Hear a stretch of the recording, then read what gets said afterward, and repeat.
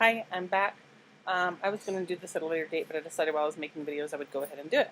This is a review of the Paulina Tarot. This deck was just given to me by a friend. This is, oddly enough, the first tarot deck I've ever been given. Yeah, weird. It's made by U.S. Game Systems, excuse me. I think it's larger than sort of a standard size. I base standard size generally on the universal Rider-Waite. Fractionally larger than the universal Rider-Waite by a teensy margin. So not much. I suspected they were a little bit bigger, but it's not by much.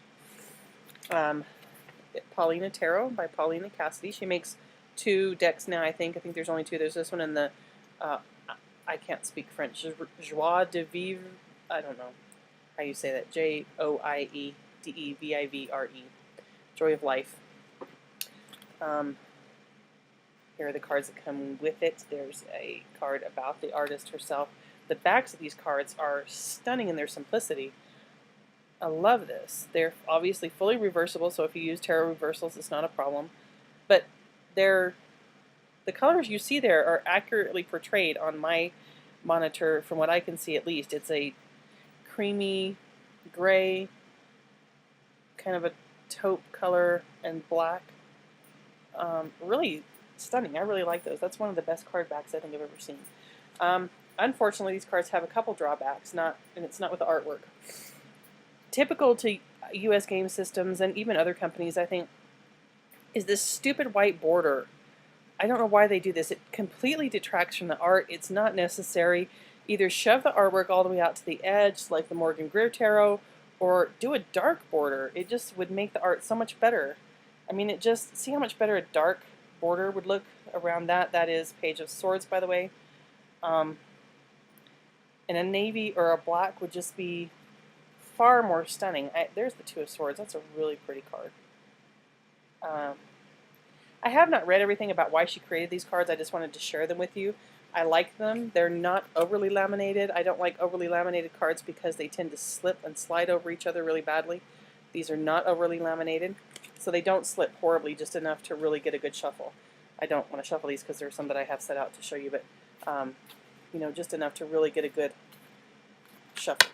And then I go ahead and drop some. So maybe they are a little too laminated, I don't know. It doesn't bother me. I like the lamination on them just fine.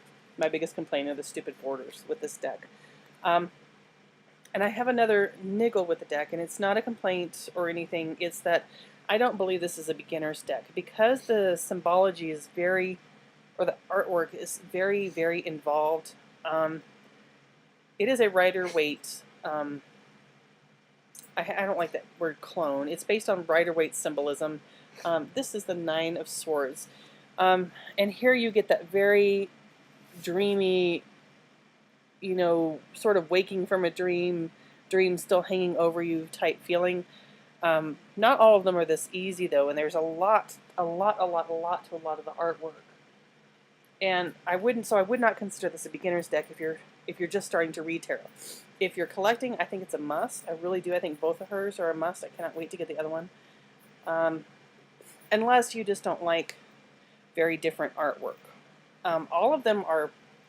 Most of them are fairly dark. I'm going to show you a couple that aren't so dark, but this is the Ten of Swords. This is a really nice rendition of the Ten of Swords.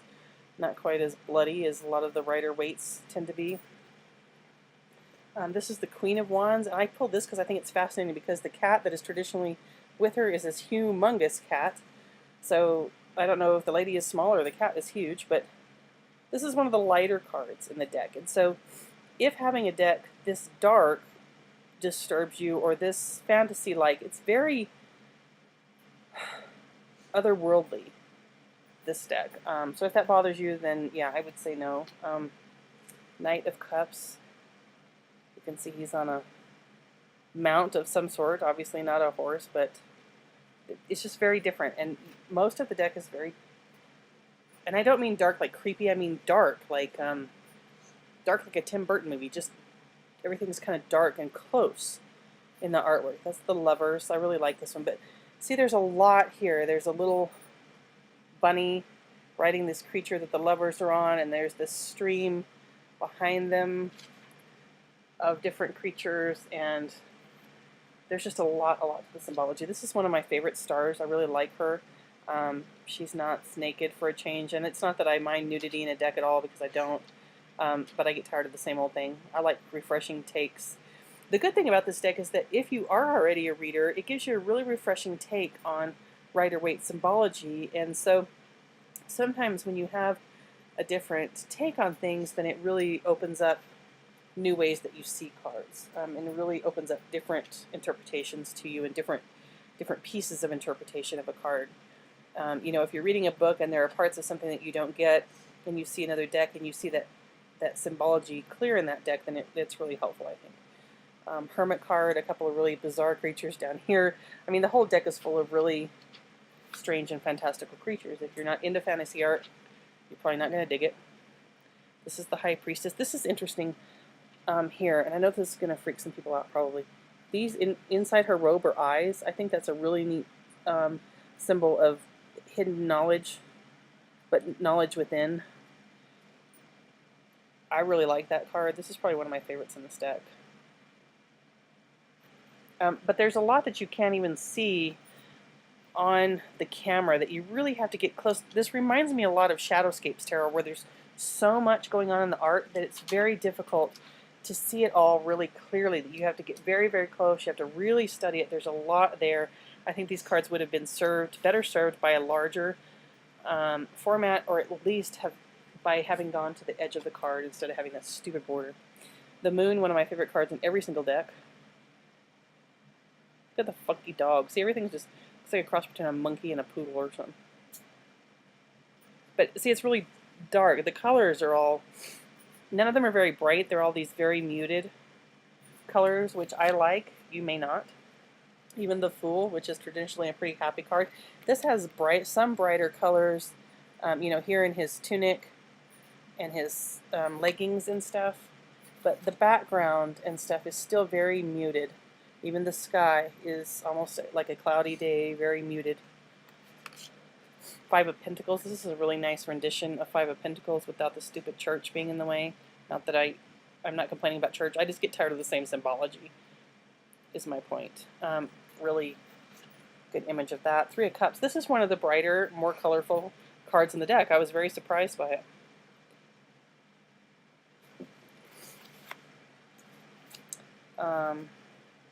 Two of Cups. This is interesting. There's a little, like a cat and a dog together, which is interesting in the cat or dog looking creatures. The Ace of Cups is a really pretty card. So anyway, I really like this deck. I have not read with it yet, so I can't tell you how it reads. I've spent a lot of time just kind of looking at it this afternoon and just kind of going through the images and trying to get you know, the most out of them. Like I said, there's a lot to it. There's the Page of Pentacles. That's an interesting card. That's one of the more vibrant cards too. This dark, most of them don't have such a dark, deep, vibrant color. Not vibrant, saturated. I guess that's really it. It's not a very color saturated deck. It's a very muted deck, which I like. That's cool. I don't like everything screaming bright. So I'm really, really pleased with it. Like I said, this is probably not something I would buy as a beginner or give to a beginner. There's the Magician.